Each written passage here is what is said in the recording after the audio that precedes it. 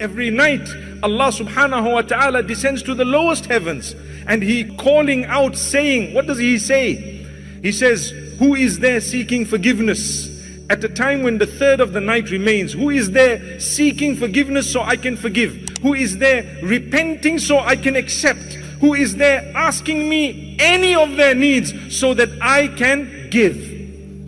If you look carefully at that hadith, there is no precondition of having fulfilled tahajjud or having read salah. It's an open invitation from Allah to say, you want to seek forgiveness? Here I am. You want to repent? Here I am. You want to ask me anything? Here I am. I know of people who set their clocks for the time of tahajjud, even if, subhanallah, they haven't fulfilled the tahajjud, but they will get up and call out to Allah, feeling the presence that, you know what, this call is from Allah, yaqeenan. There is no doubt that Allah is calling. Imagine when you get up and you can actually look at the time and say, wow, Allah is calling. Allah is calling me. Oh Allah, I am the one. I am seeking. Oh Allah, me, I want forgiveness. Oh Allah, forgive me. I have a need. I'm calling out to you. I know that you're here to answer me. Call out to Allah. He will give you what you want. If it is tawbah and istighfar, He will forgive you. If it is anything else, He will grant it to you when He knows it's the right time. He will give you what He knows is better for you. Subhanallah. So this is the time of tahajjud. That is the most blessed time of the night. It's the early hours of the morning, we call it, right? The last part of the night is the time of tahajjud. Its splendor, its goodness, its greatness, meaning the value of that night is not based on the tahajjud, but the night itself, the fact that Allah is calling out and Allah descends to the lowest heaven. So now you need to know something. We will call out to Allah, but we will also engage in ibadah. Ibadah meaning acts of worship. Call out to Allah. I need to thank Allah, praise Allah, subhanallah. So there are few things you should do and could do. Number one, dhikrullah, the praise of Allah, the remembrance of Allah. The Quran is part of dhikrullah. You can read the Quran, it's a blessed time. Subhanallah, you would actually be encouraged to engage in Salatul Tahajjud with units of two. Salatul Layli, Mathna. The Prophet ﷺ says that the Salah of the night is read in twos. So we read them in twos. That's the recommended, the proper way of doing things.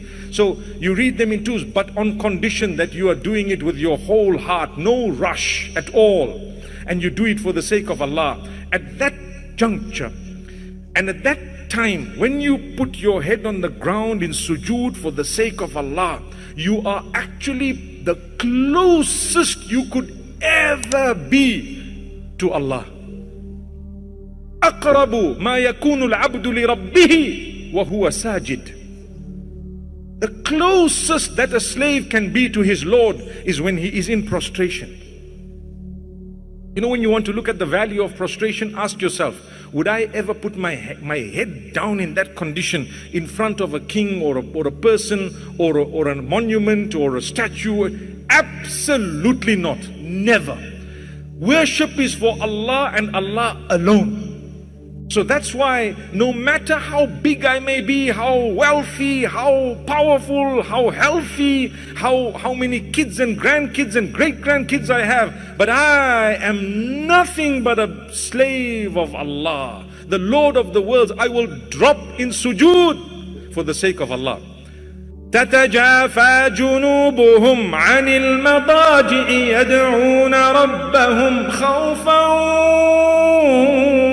وطمعا. Surah Sajda speaks about those who forsake their beddings at night in order to worship Allah. Allah praises them and tells them, for you is Jannah.